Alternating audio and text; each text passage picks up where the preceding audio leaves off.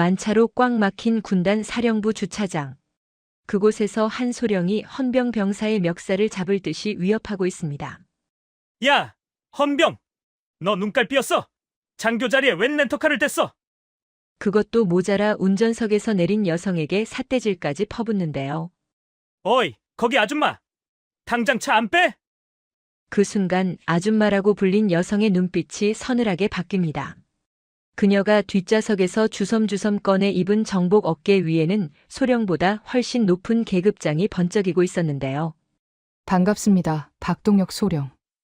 육사단은 상급자한테 삿대질하라고 가르칩니까? 여러분, 오늘도 속 시원한 사이다 한 잔 하실 준비 되셨나요? 오늘 이야기가 기대되신다면 구독과 좋아요 꼭 눌러주세요.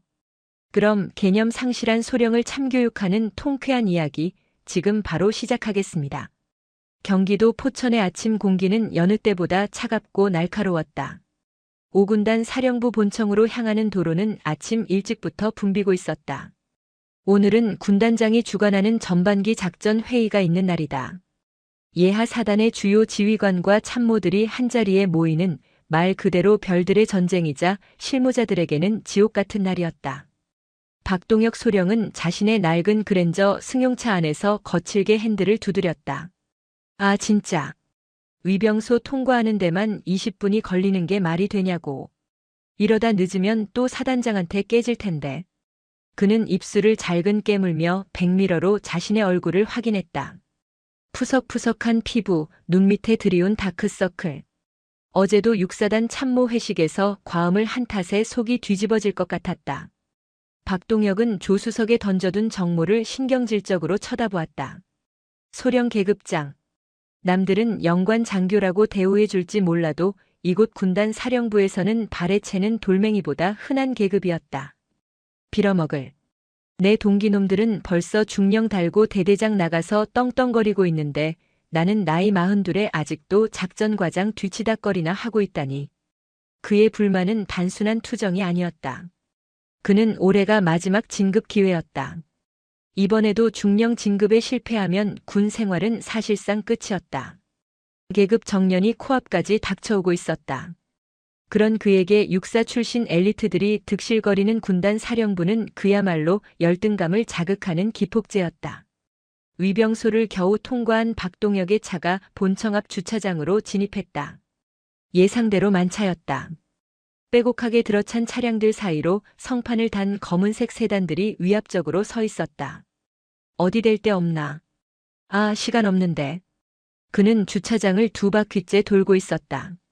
회의 시작까지 남은 시간은 10분. 마음이 급해지니 짜증이 머리끝까지 치솟았다. 그때였다. 본청 입구와 가장 가까운 소위 명당이라 불리는 구역에 빈자리가 하나 보였다. 바닥에는 업무 차량 전용이라는 페인트 글씨가 희미하게 남아있는 곳이었다. 오케이, 저기다. 박동혁이 급하게 엑셀을 밟아 그곳으로 향하려는 찰나 검은색 신형 세단 한 대가 미끄러지듯 그 자리로 쏙 들어갔다. 번호판을 보니 허자가 찍힌 렌터카였다. 박동혁의 눈썹이 꿈틀거렸다. 뭐야 저거? 렌터카? 어떤 개념 없는 인간이 감히 여기다가. 군단 사령부 본청 앞, 그것도 입구 바로 옆자리는 암묵적으로 대령급 이상이나 주요 보직을 맡은 중령들만 사용하는 곳이었다. 그런데 렌터카라니. 박동혁의 뇌내 망상은 빠르게 돌아갔다. 민간인 군무원? 아니면 갓 임관해서 세상 물정 모르는 초임 장교? 그것도 아니면 면회 온 민간인? 누구든 간에 자신의 앞길을 막았다는 사실 하나만으로 박동혁의 분노 버튼이 눌렸다. 기익. 박동혁은 렌터카 뒤에 차를 바짝 붙여 세우고 경적을 길게 울렸다. 빵. 빵. 주차 안내를 하던 헌병 완장을 찬 병사가 화들짝 놀라 뛰어왔다. 최민재 일병이었다. 그는 당황한 기색이 역력한 얼굴로 박동혁의 차 창문을 두드렸다. 지휘관님 무슨 일이십니까? 박동혁은 창문을 반쯤 내리고는 씹어뱉듯 소리쳤다. 야 헌병. 너 눈깔 삐었어? 저 차 뭐야? 여기 영관급 이상 우선 주차구역인 거 몰라? 어디서 굴러먹던 렌터카를 여기다 대게 해? 최일병은 잔뜩 위축되어 말을 더듬었다. 아, 그게 아닙니다. 저 차량은 군단 작전처 소속. 작전처 뭐? 작전처 행정관이야? 군무원 나부랭이가 본청 코앞에 차를 대? 야, 너네 헌병대장 누구야? 교육을 어떻게 시켰길래 주차 통제가 있다위야? 박동혁의 목소리가 주차장에 쩌렁쩌렁 울렸다. 지나가던 다른 간부들이 힐끔거렸지만 박동혁은 아랑곳하지 않았다. 오히려 누군가 보고 있다는 사실이 그의 비틀린 권위의식을 자극했다. 자신이 이 구역을 통제하고 있다는 하찮은 병사 따위는 쥐락펴락할 수 있다는 우월감이 찌질한 자존심을 채워주었다. 당장 차 빼라고 해. 내가 대야 하니까. 박동혁이 다시 한번 경적을 울리려던 찰나 앞선 렌터카의 운전석 문이 열렸다. 내린 사람은 여자였다. 박동혁의 눈이 가늘어졌다. 165cm 정도의 키에 호리호리한 체구. 검은색 슬랙스에 짙은 회색 야전 상의를 걸치고 있었다. 야전 상의 지퍼가 목까지 올라와 있어 계급장은 보이지 않았다. 머리는 단정하게 묶었지만 앳된 얼굴은 갓 임관한 중이나 대위 혹은 젊은 군무원처럼 보였다. 박동혁은 코웃음을 쳤다. 그럼 그렇지. 딱 봐도 짬밥 안 되는 여군 아니면 군무원이네. 여자가 운전은 할 줄 아나. 그는 차 시동도 끄지 않고 운전석 문을 벌컥 열고 나갔다. 전투와 발소리를 요란하게 내며 여자에게 다가갔다. 여자는 차에서 내려 뒷좌석 문을 열고 무언가를 찾고 있었다. 박동혁은 그녀의 등 뒤에 대고 고함을 질렀다. 어이, 거기 아가씨, 아줌마인가? 여자의 동작이 멈췄다. 그녀가 천천히 몸을 돌려 박동혁을 바라보았다. 무표정한 얼굴, 차가운 눈빛. 하지만 박동혁은 그 눈빛을 겁먹어서 얼어붙은 것으로 착각했다. 지금 내 말 안 들려? 여기가 백화점 주차장인 줄 알아? 아무데나 막 쑤셔 박으면 다야? 여자가 침착한 목소리로 입을 열었다. 지금 저한테 하시는 말씀입니까? 그래. 너 말고 여기 누가 있어? 너 계급 뭐야? 소속 어디야? 육사단 소령인 내가 와서 비키라고 신호를 줬으면 알아서 차를 빼야지. 뻔뻔하게 내려서 뭘 쳐다보고 있어? 박동혁은 검지손가락으로 여자의 야전 상의 깃을 삿대질하듯 가리켰다. 옆에 있던 최일병이 어쩔 줄 몰라 하며 끼어들었다. 지휘관님, 이분은. 야, 넌 빠져. 병사가 어디 간부들 대화에 끼어들어? 헌병이면 다야? 영창 가고 싶어? 박동혁이 최일병의 어깨를 거칠게 밀쳤다. 최일병이 비틀거리며 뒤로 물러났다. 그 모습을 지켜보던 여자의 눈매가 매섭게 변했다. 그녀는 들고 있던 차키를 주머니에 넣으며 박동혁에게 한 걸음 다가갔다. 재밌네요. 육사단 소령. 뭐? 재밌어? 이 여자가 진짜 개념을 밥 말아 먹었나? 야, 너 직속상관 누구야? 내가 지금 당장 전화해서 너네 부서 개박살 내줘? 내가 누군지 알아? 나 육사단 군수처 박동혁 소령이야. 박동혁은 자신의 관등 성명을 훈장처럼 읊어댔다. 그는 기대했다.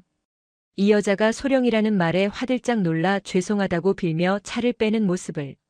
그러면 자신은 짐짓 너그러운 척 다음부터는 조심해라고 훈계하며 우월감을 만끽할 생각이었다. 하지만 여자의 반응은 예상 밖이었다. 그녀는 헛웃음을 흘리더니 차가운 목소리로 되물었다. 박동혁 소령. 육사단 군수처 운영과장 보직 맞습니까? 내 보직은 어떻게?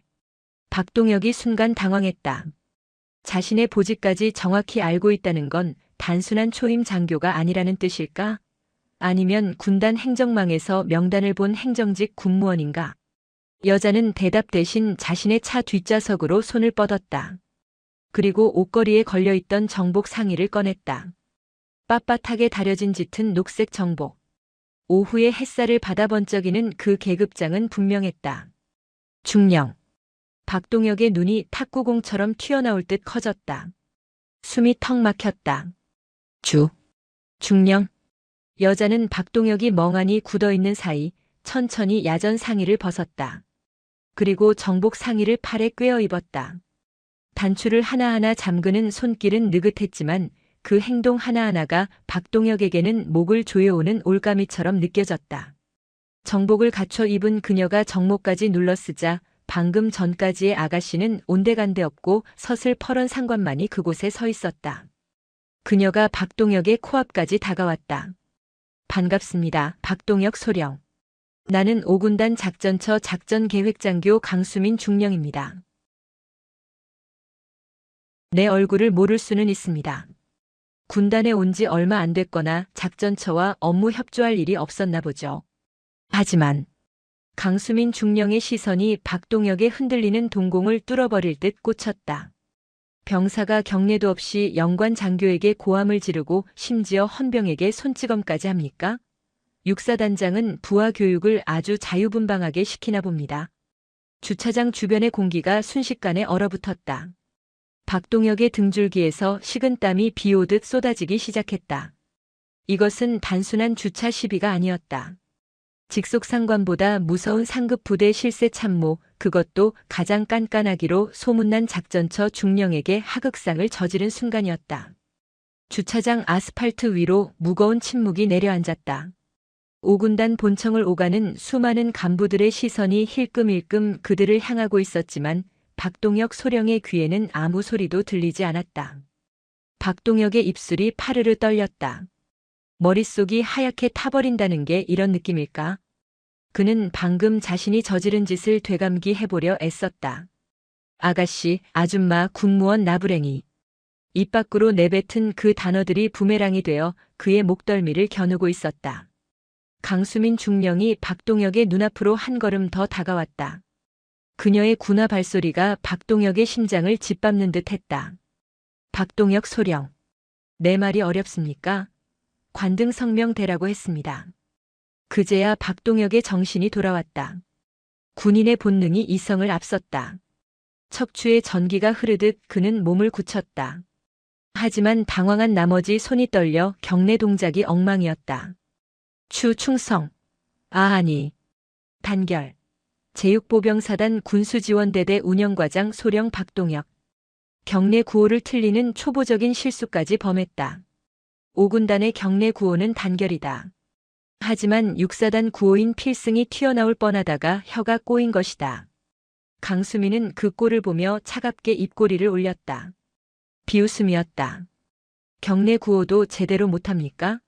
소령이나 단 사람이? 죄송합니다. 너무 당황해서. 당황? 내가 중령이라서 당황했습니까?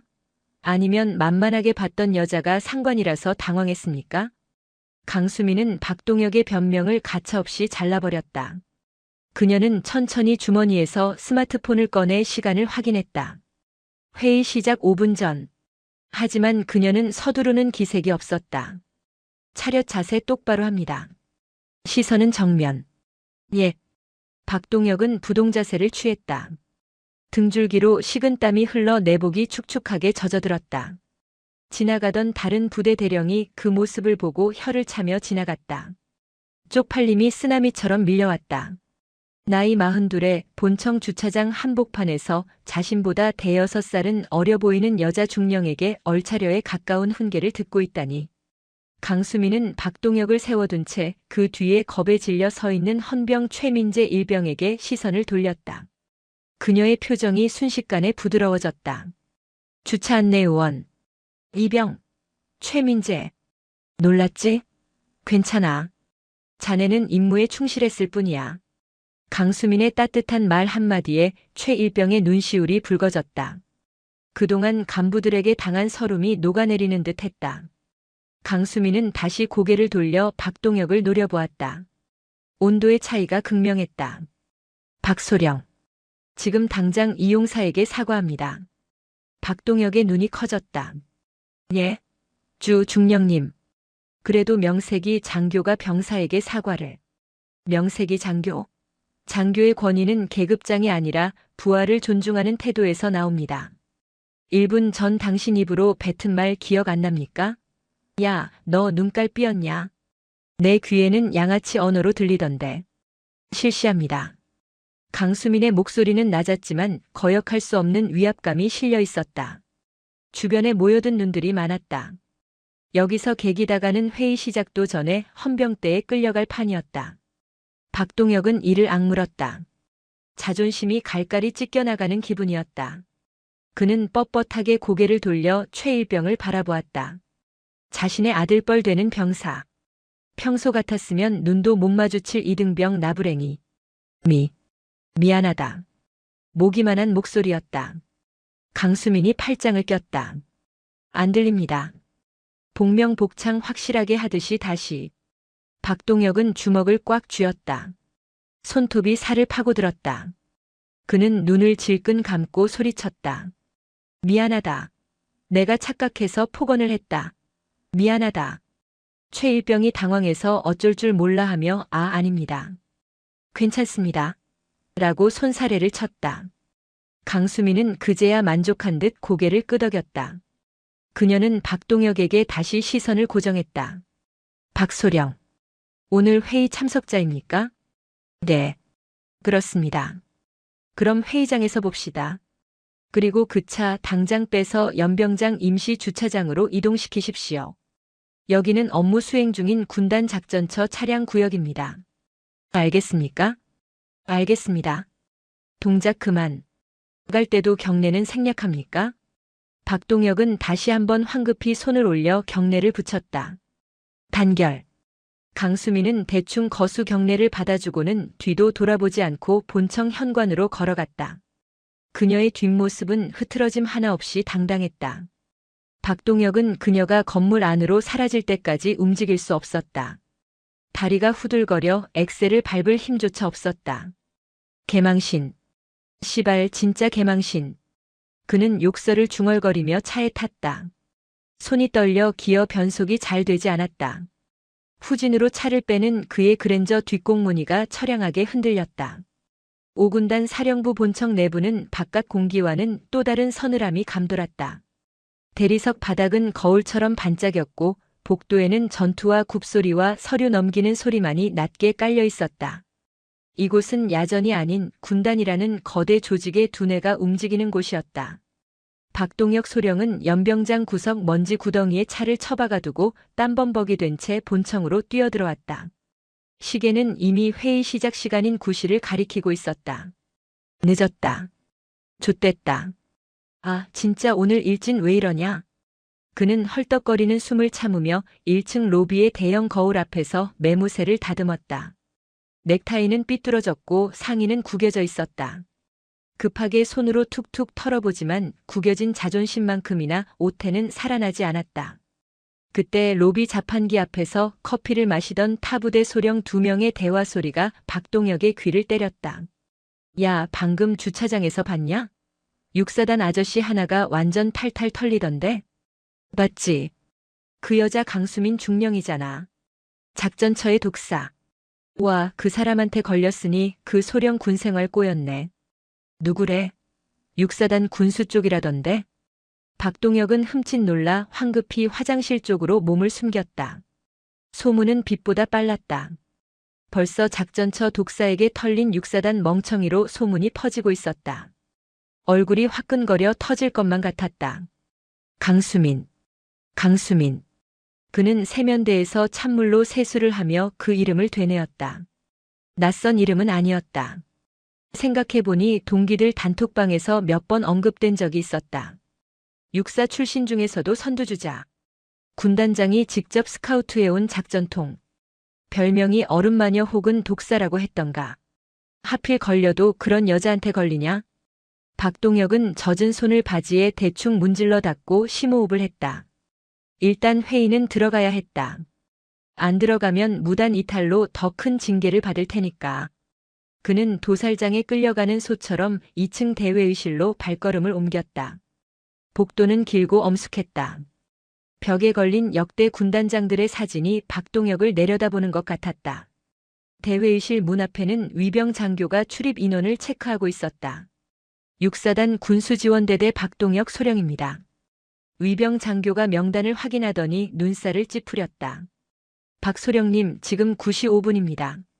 군단장님 입장하셨습니다. 지금 들어가시면 눈에 띌 텐데 괜찮으시겠습니까? 그게 위병소 통과가 늦어져서. 빨리 들어가십시오. 뒷문으로 조용히 가세요. 박동혁은 고개를 숙이고 뒷문을 살짝 열었다. 현재 적의 예상 침투로에 대한 분석 결과. 마이크를 통해 울리는 또랑또랑한 목소리. 익숙한 목소리였다. 박동혁은 숨을 죽이고 회의실 내부를 훔쳐보았다. 엄청난 규모의 원형 테이블. 그 중앙 상단에는 별 3개, 중장 계급장을 단 5군단장이 근엄한 표정으로 앉아 있었고 그 좌우로 각 사단장과 참모장들이 배석해 있었다. 그리고 그들 앞에서 레이저 포인터를 들고 대형 스크린을 가리키며 브리핑을 하는 사람. 강수민 중령이었다. 조금 전 주차장에서 봤던 정복 차림 그대로였지만 느낌은 완전히 달랐다.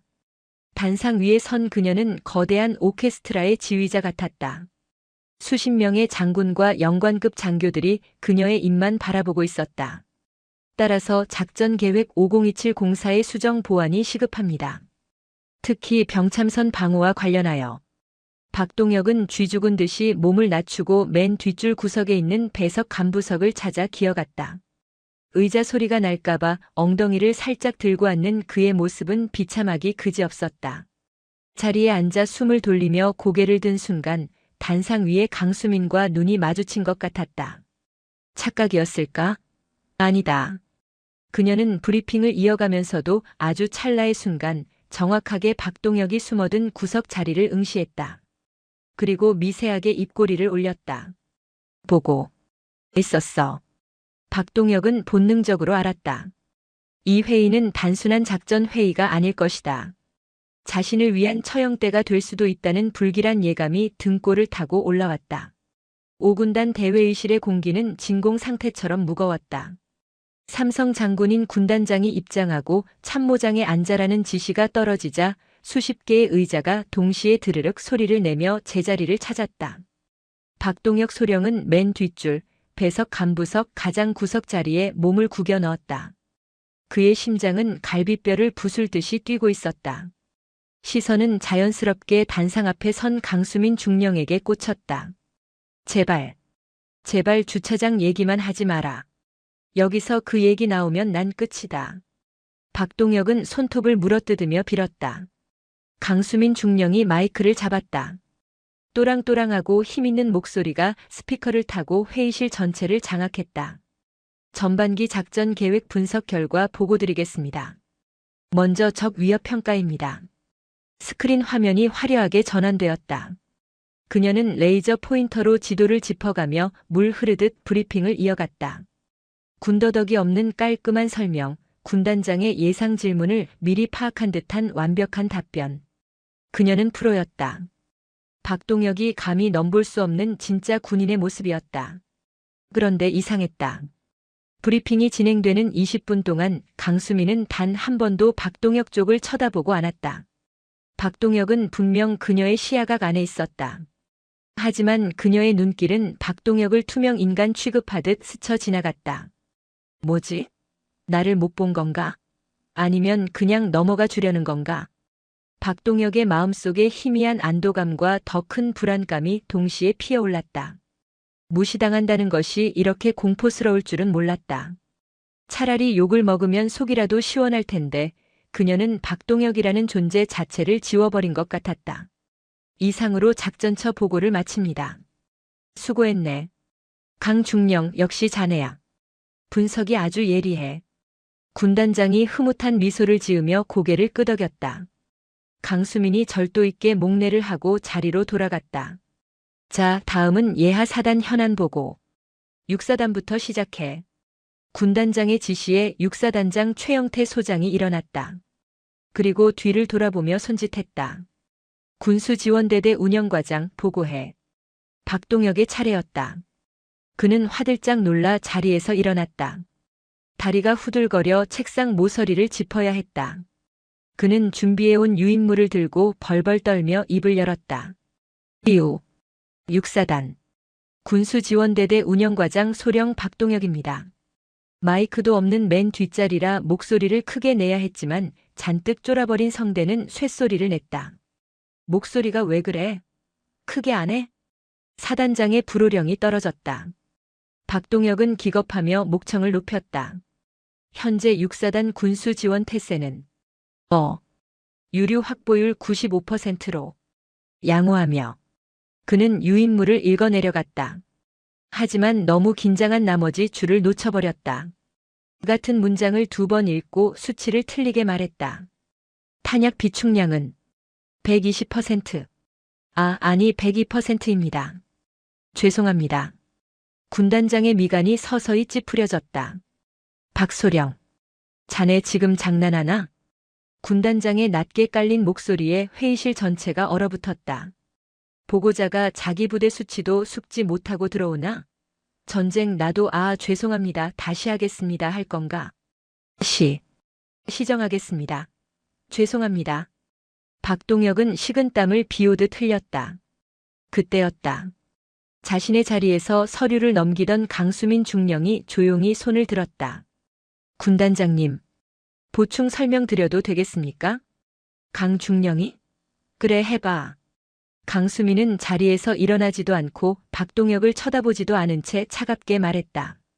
방금 박소령이 보고한 6사단 탄약 비축 데이터는 지난달 구형 자료입니다. 최신 업데이트된 수치는 102%가 아니라 98%입니다. 실무자가 기본 데이터 확인도 안 하고 회의에 들어온 것 같습니다. 확인 사살. 그녀는 주차장 이야기를 꺼내지 않았다. 대신 더 치명적인 무능함을 찔렀다. 군단장 앞에서 실무자가 데이터도 모른다는 건 장교로서의 자격 상실이었다. 뭐야? 구형 자료? 군단장이 안경을 벗어 책상에 탁 내려놓았다. 그 소리가 총소리처럼 크게 울렸다. 육사단장. 예. 군단장님. 자네 부하 관리 이따위로 할 건가? 어디서 저런 기본도 안 된 장교를 데려와서 내 귀한 시간을 낭비하게 해? 당장 내보내. 죄송합니다. 박소령 나가. 당장 나가. 사단장의 고함 소리에 박동혁은 도망치듯 회의실 문을 열고 뛰쳐나갔다. 등 뒤로 수십 명의 비웃음과 사단장의 살기가 비수처럼 꽂혔다. 주차장에서의 서력전은 없었다. 하지만 그보다 더 비참한 철저한 능력 부정과 공개적인 축출만이 있었다. 헉. 회의실 밖으로 쫓겨난 박동혁은 복도 벽에 기대어 거친 숨을 몰아쉬었다. 심장이 터질 것 같았다. 사단장의 눈빛을 보니 복귀하면 죽음이었다. 아니, 복귀가 문제가 아니었다. 당장 보직 해임될 수도 있는 상황이었다. 어떡하지? 어떻게 해야 하지? 머릿속이 하얗게 탔다. 이 모든 게 강수민 때문이었다. 아니, 강수민에게 밉보여서 심리적으로 위축된 탓이었다. 결자해지. 그녀에게 용서를 빌어야 했다. 그녀가 군단장에게 제가 데이터를 좀 깐깐하게 봤습니다. 박소령이 열심히는 합니다라고 한마디만 거들어주면 살 수 있을지 모른다. 박동혁은 회의가 끝나기만을 기다렸다. 1시간이 1년 같았다. 마침내 회의실 문이 열리고 간부들이 쏟아져 나왔다. 박동혁은 기둥 뒤에 숨어 있다가 강수민이 나오는 것을 확인했다. 그녀는 타부대 대령들과 웃으며 대화를 나누고 있었다. 박동혁은 체면이고 모고 없이 달려들었다. 중령님, 강 중령님. 강수민의 발걸음이 멈췄다. 그녀 옆에 있던 대령들이 의아한 눈으로 땀범벅이 된 박동혁을 쳐다보았다. 강수민은 대령들에게 가볍게 목례했다. 먼저 가십시오. 저는 잠시 볼 일이 있어서. 대령들이 사라지자 강수민의 얼굴에서 웃음기가 싹 사라졌다. 그녀는 박동혁을 위아래로 훑어보았다. 오물이라도 보는 듯한 눈빛. 회의장에서 쫓겨나셨으면 자숙하고 있을 것이지 여기서 뭐 하십니까? 중령님, 제발 살려주십시오. 제가 아까 너무 긴장해서 실수를 했습니다. 사단장님께 저 좀 잘 봐달라고 말씀 한 번만 해주시면 안 되겠습니까? 저 진급 막차입니다. 처자식도 있습니다. 박동혁은 거의 울먹이며 빌었다. 그의 모습은 아침 주차장에서 떵떵거리던 소령이 아니었다. 비굴함 그 자체였다. 강수민은 팔짱을 꼈다. 박소령, 착각하시는 게 있군요. 당신이 회의에서 깨진 건 내가 데이터를 지적해서가 아닙니다. 당신이 준비를 안 했기 때문이죠. 무능한 걸 왜 남 탓으로 돌립니까? 그건 아침에 주차장 일 때문에 멘탈이 흔들려서. 또 핑계. 지겹군요. 강수민은 한 걸음 다가왔다. 그녀에게서 풍기는 차가운 스킨 향이 박동혁의 코끝을 찔렀다. 그리고 지금 걱정해야 할 건 회의 망친 게 아닐 텐데요. 예? 그게 무슨... 강수민은 주머니에서 스마트폰을 꺼내 통화 목록을 보여주었다. 군단 감찰 참모. 발신 시간은 회의 시작 직전이었다. 회의 들어가기 전에 감찰 참모님께 정식으로 보고했습니다. 본청 주차장에서 영관 장교가 근무 중인 헌병에게 폭언을 퍼붓고 업무를 방해했으며 상관에게 모욕적인 언사를 했다고. 박동혁의 동공이 지진이라도 난 듯 흔들렸다. 감찰이요? 단순 민원이 아닙니다. 군 풍기 문란 및 상관 모욕으로 정식 조사를 의뢰했습니다. CCTV 영상, 해당 병사 진술서, 그리고 제 진술서까지 모두 첨부해서 넘어갔습니다. 아마 지금쯤 육사단으로 통보가 갔겠네요. 중령님, 아니 주차 좀 잘못한 거 가지고 감찰까지 넘깁니까? 같은 군인끼리 너무한 거 아닙니까? 박동혁이 악을 썼다. 강수민은 싸늘하게 코웃음 쳤다. 같은 군인? 아침에는 나보고 아줌마라면서요. 아가씨라면서요. 이제 와서 동료 의식 찾습니까? 나는 당신 같은 양아치와 전우였던 적 없습니다. 강수민은 몸을 돌렸다. 기대하십시오. 5군단 감찰이 꽤 꼼꼼하기로 유명하니까. 아, 그리고 사과하려면 내가 아니라 그 병사한테 가서 무릎 꿇고 비세요. 받아줄지는 모르겠지만. 강수민은 미련 없이 떠났다. 박동혁은 복도 한복판에 덩그러니 남겨졌다. 다리에 힘이 풀려 주저앉았다. 지나가는 행정병들이 그를 이상하게 쳐다봤지만 박동혁의 귀에는 아무것도 들리지 않았다. 감찰이라니. 그것은 단순한 징계가 아니었다. 군 생활 전체를 부검당하는 돌이킬 수 없는 파멸의 시작이었다. 다음 날 오전 육사단 군수지원대대 운영과장실. 박동혁은 출근하자마자 자리에 앉아 손톱을 물어뜯고 있었다. 사단장은 어제 복귀 보고도 받지 않았다. 내 눈에 띄지 마라는 전령의 말만 전해졌을 뿐이다. 불안감에 일이 손에 잡히지 않았다. 그때 사무실 문이 벌컥 열렸다. 노크도 없었다. 박동혁이 짜증을 내며 고개를 들었다. 야, 문 똑바로 안. 말문이 막혔다. 문 앞에 서 있는 사람들은 부하가 아니었다. 왼쪽 가슴에 감찰이라는 흉장을 단 소령 2명, 그리고 상사 1명. 5군단 감찰부 검열관들이었다. 그들의 표정은 장례식장에 온 조문객보다 더 어두웠고 도축업자보다 더 살벌했다. 육사단 운영과장 박동혁 소령 되십니까? 선임 감찰관이 건조하게 물었다. 박동기? 자네가 여긴 웬일이야? 박동혁은 아는 얼굴을 보고 반색했다. 선임 감찰관은 박동혁의 동기였다. 하지만 그는 박동혁의 인사를 무시하고 차갑게 말했다. 박동혁 소령. 지금 이 시간부로 군단 감찰 조사 시작합니다. 업무 중지하고 자리에서 일어나십시오. 아니, 동기끼리 왜 이래? 연락도 없이. 공무 수행 중입니다. 사적인 호칭 자제해 주십시오. 감찰관은 박동혁을 밀어내고 책상 상석을 차지했다. 뒤따라온 상사가 박동혁의 PC에 외장 하드를 연결했다. 디지털 포렌식 작업을 시작한 것이다. 지금 뭐 하는 거야? 내 허락도 없이. 군단장님 서명 들어간 감찰 명령서입니다. 감찰관이 종이 한 장을 박동혁의 눈앞에 들이밀었다. 제6보병사단 군수지원대대 운영과장 박동혁 복무 기각 및 비위 사실 확인을 위한 특별감찰. 비위 사실 확인. 이 단어에 박동혁의 심장이 덜컥 내려앉았다. 혐의 내용은 다음과 같습니다. 첫째, 5군단 본청 주차장에서 헌병 병사에 대한 가혹행위 및 폭언. 둘째, 상관 강수민 중령에 대한 모욕 및 하극상. 그거 오해라니까. 내가 해명할 기회도 안 주고. 셋째, 감찰관은 박동혁의 말을 자르고 말을 이었다. 이게 핵심입니다. 익명의 제보가 접수됐습니다. 박동혁 소령이 관용 차량을 사적으로 유용하여 주말 골프장을 다녔다는 의혹. 그리고 부서 운영비를 이용해 속칭 카드깡을 했다는 의혹. 박동혁의 입이 떡 벌어졌다. 누구야? 누가 찌른 거야? 강수민이었다. 그녀는 단순히 주차장 사건만 보고한 게 아니었다. 작전처의 정보력을 이용해 박동혁의 뒤를 캤거나 아니면 박동혁에게 원한을 품고 있던 누군가가 이 타이밍을 노려 터뜨린 것이었다. 김대위. 김대위 어디 있어? 박동혁은 자신의 신복인 김대위를 찾았다. 김대위가 장부만 잘 숨겼어도 빠져나갈 구멍은 있었다. 하지만 사무실 구석에 서 있던 김대위는 고개를 푹 숙이고 있었다. 그의 손에는 이미 두툼한 서류철이 들려 있었고 그는 그것을 감찰관에게 공손히 바치고 있었다. 김대위. 너. 김대위가 떨리는 목소리로 말했다.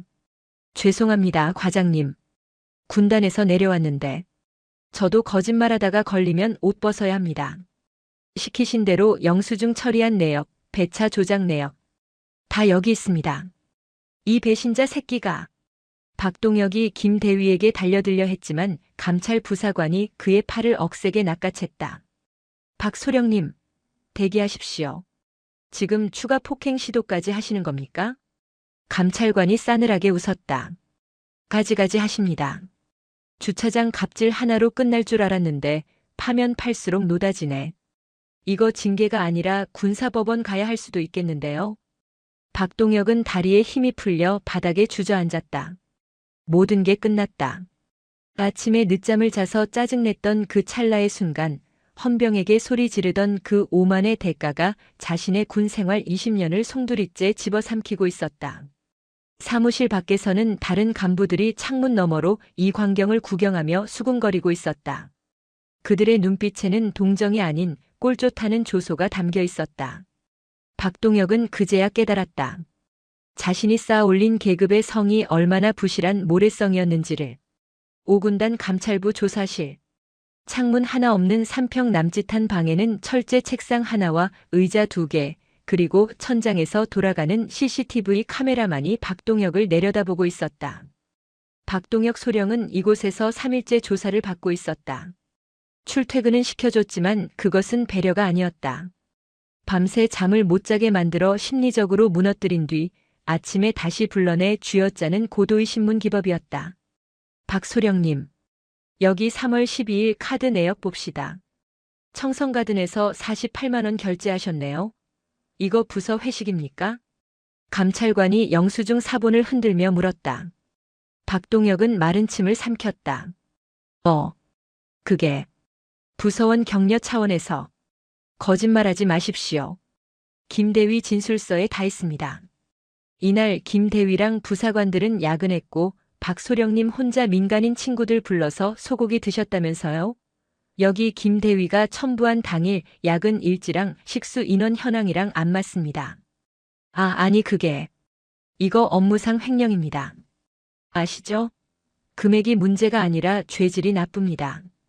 군대 밥 먹을 만큼 드신 분이 부하들 밥값을 횡령합니까? 감찰관은 박동혁의 자존심을 긁어대며 서서히 목을 조여왔다. 다음 차량 운행 일지. 4월 5일 식목일이죠? 관용차 1호차 배차 내서 어디 가셨습니까? 운행 일지에는 예하 부대 순찰이라고 적혀 있는데 하이패스 기록 조회해 보니까 춘천 IC 빠져나간 걸로 나오던데? 춘천에 우리 예하 부대가 있습니까? 박동혁은 고개를 들 수가 없었다.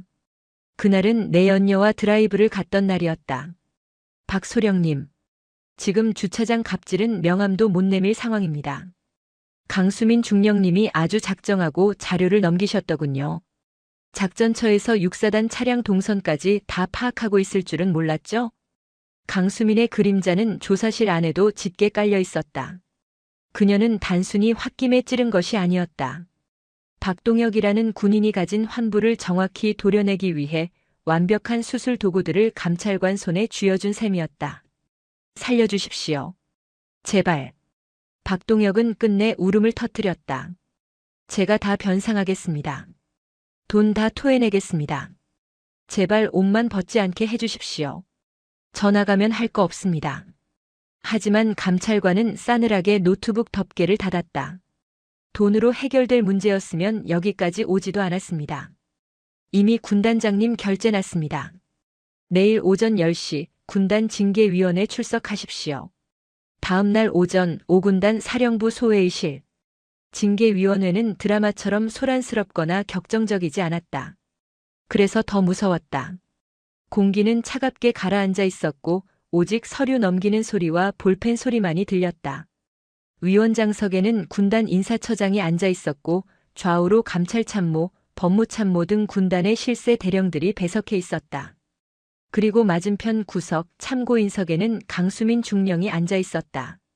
박동혁은 죄수처럼 고개를 숙이고 들어와 징계 대상자석에 앉았다. 강수민과 눈이 마주쳤지만 그녀는 무표정하게 시선을 거두었다. 제육보병사단 소령 박동혁. 성실 의무 위반, 품위 유지 의무 위반, 법령 준수 의무 위반 혐의에 대한 심의를 시작합니다. 법무장교가 공소 사실을 낭독했다. 낭독 시간만 5분이 넘게 걸렸다. 주차장 폭언부터 시작해 법인카드 횡령, 관용차 유용, 근무지 이탈. 듣고 있자니 얼굴이 뜨거워 견딜 수가 없었다. 대상자 최후 소명하십시오. 위원장의 말에 박동혁은 떨리는 목소리로 준비해온 원고를 읽었다. 존경하는 위원장님. 순간의 실수로 무리를 일으켜 죄송합니다. 하지만 20년간 국가에 헌신한 점을 참작하시어 부디 선처를. 그때 감찰 참모가 안경 너머로 날카로운 눈빛을 보냈다.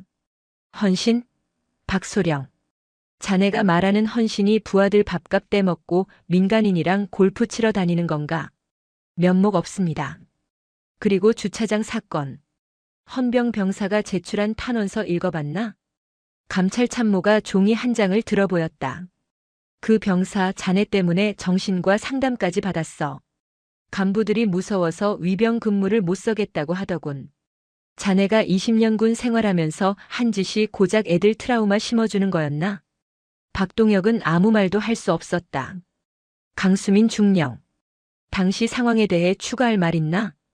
위원장이 강수민에게 발언권을 주었다. 박동혁은 내심 기대했다. 그래도 같은 영관 장교인데 너무 심하게 매장시키지는 않겠지. 강수민은 마이크를 잡았다. 목소리는 차분했다. 박동혁 소령은 사건 직후 저에게 사과를 시도했습니다. 하지만 그것은 자신의 안위를 위한 비굴한 타협이었지 피해 병사에 대한 반성이 아니었습니다. 또한 감찰 조사가 시작되자 부하 장교에게 책임을 전가하려 했습니다. 그녀는 박동혁을 쳐다보며 마지막 쐐기를 박았다. 이런 인원이 지휘관이나 참모로 남는다면 제2, 제3의 피해 병사가 나올 것입니다. 군의 기강을 위해 일벌백계를 건의합니다. 그것으로 끝이었다. 위원들은 잠시 수기를 거쳤고 결과는 즉시 통보되었다. 주문 정직 3개월. 부수 처분 징계금 부과 및 현역 복무 부적합 심사 회부. 정직 3개월. 군인에게 이것은 사형 선고나 다름없었다. 급여 중단, 진급 불가, 그리고 현부심을 통한 강제 전역 절차. 박동혁의 군 생활은 5군단 소회의실에서 도장 찍히는 소리와 함께 공식적으로 사망했다. 육사단으로 돌아온 박동혁에게 남은 시간은 하루뿐이었다. 보직 해임 명령이 떨어졌고 당장 내일부터 정직 처분이 시작되어 부대 출입이 통제되기 때문이었다. 그는 자신의 사무실인 운영과장실로 들어갔다. 불과 며칠 전까지만 해도 그가 왕처럼 군림하던 곳이었다.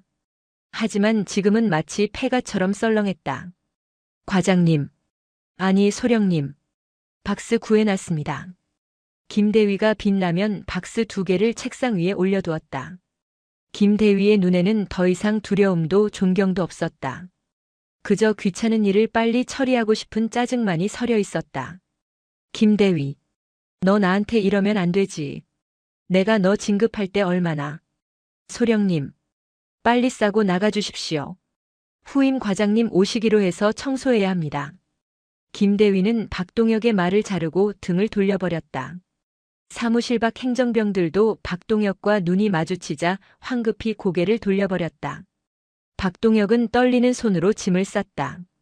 가족사진, 빛바랜 표창장 몇 개, 그리고 낡은 슬리퍼. 20년 군 생활의 흔적이 라면 박스 2개에 초라하게 담겼다.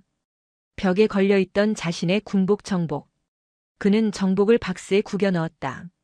달게. 아무도 대답하지 않았다. 박동혁은 박스를 들고 터덜터덜 복도를 걸어 나왔다. 누구도 배웅하러 나오지 않았다. 저녁식도 꽃다발도 박수 소리도 없었다. 본청 현관을 나서자 찬바람이 훅 끼쳐왔다. 주차장에는 자신의 낡은 그랜저가 먼지를 뒤집어 쓴 채 서 있었다. 며칠 전 그 주차장 자리 하나 때문에 고함을 지르던 자신의 모습이 환영처럼 겹쳐 보였다. 고작 이 주차 한 번 때문에 아니었다. 주차 때문이 아니었다. 그동안 자신이 쌓아온 업보가 썩은 인성이 주차장 사건을 계기로 터져버린 것이었다. 강수민 중령은 그 고름을 짜낸 의사였을 뿐이다. 위병소를 통과할 때였다. 젊은 헌병이 차를 세웠다. 신분 확인하겠습니다. 나야. 운영과장. 죄송합니다. 오늘부로 부대 출입인가 말소되셨습니다. 출입증 반납하시고 방문증 끊고 나가셔야 합니다. 병사는 사무적이었다. 박동혁은 목에 걸고 있던 공무원증을 빼서 병사에게 건넸다. 삑. 리더기가 카드를 인식하고 반납 처리를 알리는 기계음이 울렸다. 통과하십시오. 병사는 경례를 하지 않았다. 이제 박동혁은 상관이 아니라 그냥 방문객이었으니까. 백미러로 멀어지는 부대를 바라보며 박동혁은 핸들을 붙잡고 오열했다. 계급장이 떨어진 어깨가 시렸다. 세상 밖은 전쟁터보다 더 춥다는 것을 그는 이제야 뼈저리게 느끼고 있었다.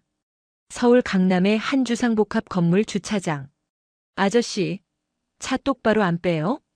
발렛 맡겼으면 빨리빨리 가져와야 할 거 아니야. 고급 외제차 창문이 열리고 30대 초반으로 보이는 남자가 고래고래 소리를 질렀다. 주차관리 조끼를 입은 중년 남성이 허리를 굽신거리며 뛰어왔다. 죄송합니다, 사장님. 지금 차가 많이 밀려서. 죄송하면 다야? 내가 여기서 기다린 게 몇 분인데. 관리사무소에 전화해서 자르라고 할까? 젊은 남자는 반말과 욕설을 섞어가며 중년 남성을 몰아세웠다. 중년 남성은 모자를 깊게 눌렀으며 연신 고개를 숙였다. 그의 이름표에는 주차관리원 박동혁이라는 세 글자가 적혀 있었다. 박동혁은 몇 달 전 군복을 벗었다. 현역 복무 부적합 심사 결과는 전역. 불명예스러운 강제 전역이었다. 퇴직금은 횡령액 변상으로 절반이 날아갔고 연금은 삭감되었다. 군대 경력을 살려보한 업체나 군무원 쪽에 지원해보려 했지만 징계에 의한 불명예 전역 기록은 주홍글 씨처럼 그를 따라다녔다. 결국 그가 할 수 있는 일은 아이러니하게도 그가 그토록 무시했던 남의 차를 관리하는 일이었다. 내가 육군 소령이었는데. 대대장급 장교였는데. 박동혁은 핸들을 잡은 손을 부들부들 떨었다. 젊은 고객의 폭언이 비수가 되어 꽂혔다. 문득 지난 여름 5군단 주차장에서 자신이 헌병 병사에게 했던 말들이 환청처럼 들려왔다. 야, 너 눈깔 삐었어? 어디서 감히? 내가 누군지 알아? 그때 그 병사가 느꼈을 모멸감이 이런 것이었을까? 박동혁은 백미러에 비친 자신의 초라한 늙은 얼굴을 보며 입술을 깨물었다. 눈가에 맺힌 것은 눈물이 아니라 뒤늦은 그리고 돌이킬 수 없는 후회였다. 빵! 야, 멍하니 있지 말고 비키라고. 뒷차의 경적 소리에 박동혁은 화들짝 놀라 엑셀을 밟았다. 그의 계급장은 이제 어디에도 없었다. 같은 시각 포천 5군단 사령부 대강당은 뜨거운 열기로 가득 차 있었다. 연말 지휘관 회의 및 진급 신고식이 열리는 날이었다. 단상 위에 군단장이 서 있었고 그 앞에는 진급 예정자들이 도열해 있었다. 사회자의 힘찬 목소리가 강당을 울렸다. 다음. 작전처 작전계획장교 중령 강수민. 2002X년 1월 1일부 대령 진급 예정. 와! 박수 소리가 터져 나왔다. 강수민은 단상으로 올라가 군단장에게 거수 경례를 했다. 단결. 축하하네, 강대령. 자네 덕분에 우리 군단 작전 태세가 한 단계 올라갔어. 앞으로도 기대하겠네. 군단장은 강수민의 어깨에 대령 계급장을 달아주며 악수를 청했다. 강수민의 눈시울이 살짝 붉어졌다. 육사 졸업 후 20년이 넘는 시간 동안 여군이라는 편견과 싸우고 경무에 시달리며 버텨온 시간들이 주마등처럼 스쳐 지나갔다. 그녀는 단순히 여군이라서 줄을 잘 서서 진급한 것이 아니었다. 실력으로 증명했고 원칙으로 살아남았다. 박동혁 같은 썩은 부위를 도려내고 지켜낸 명예였다. 강단 아래에서 동료 참모들이 엄지를 치켜세웠다. 강수민은 묵직한 책임감을 느끼며 다시 한번 경례했다. 행사가 끝나고 눈이 소복이 쌓인 본청 앞 주차장. 강수민은 관용차로 향하다가 잠시 멈춰섰다. 주차 통제 초소 앞에 낯익은 얼굴이 보였다. 왼팔에 초록색 견장을 찬 군사경찰. 최민재였다. 일병이었던 그는 어느새 상병이 되었고 분대장이 되어 늠름하게 주차 통제를 지휘하고 있었다. 어이, 최 분대장. 강수민이 부르자 최민재 상병이 뒤를 돌아보았다. 강수민을 알아본 그는 눈을 동그랗게 뜨더니 곧바로 절도 있는 동작으로 차려 자세를 취했다. 단결. 안녕하십니까, 작전계획장교님. 아니, 대령 진급 축하드립니다. 소식은 벌써 병사들 사이에도 퍼진 모양이었다. 강수민은 미소를 지으며 다가갔다. 고마워. 날씨 추운데 고생이 많네. 이제 분대장인가? 예. 지난달에 달았습니다. 다 중령. 아니, 대령님 덕분입니다. 최민재는 쑥스러운 듯 머리를 극적였다. 그때 주차장 일 이후로 군 생활 포기하고 싶었는데 대령님이 지켜주신 덕분에 여기까지 왔습니다. 저 전역하면 경찰 공무원 시험 볼 건데 대령님처럼 멋진 공직자가 되고 싶습니다. 강수민은 주머니에서 따뜻한 캔커피 하나를 꺼내 최민재의 손에 쥐어주었다. 자네는 이미 멋진 군인이야. 계급장이 사람을 만드는 게 아니라 사람이 계급장을 빛나게 한다는 거 자네 보면서 느껴. 감사합니다. 박동혁 소령 소식은 들었나? 조심스러운 질문에 최민재의 표정이 잠시 굳었다가 이내 덤덤해졌다. 네. 행정반 소문으로 들었습니다. 밖에서 많이 힘들게 사신다고. 솔직히 처음엔 고소하다 생각했는데 지금은 그냥 안타깝습니다. 군복 입었을 때 잘하시지 왜 그러셨나 싶어서요. 그것은 피해자가 가해자에게 보낼 수 있는 가장 성숙한 형태의 용서이자 연민이었다. 강수민은 고개를 끄덕였다. 그래. 우리도 잊지 말자고. 그 팔뚝의 견장이 권력이 아니라 책임이라는 걸. 명심하겠습니다. 강수민은 최민재의 어깨를 두어 번 두드려주고 차에 올랐다. 검은색 세단이 눈길을 헤치고 위병소를 향해 나아갔다. 최민재 상병은 떠나는 차를 향해 오랫동안 거수 경례를 유지했다. 단결. 포천의 하얀 설원 위로 두 군인의 경례가 소리 없이 그러나 강렬하게 교차했다. 누군가는 계급의 무게를 견디지 못해 부러졌고 누군가는 그 무게를 짊어지고 더 높은 곳으로 비상했다. 그것이 대한민국 군대라는 거대한 조직이 돌아가는 차갑지만 명확한 이치였다.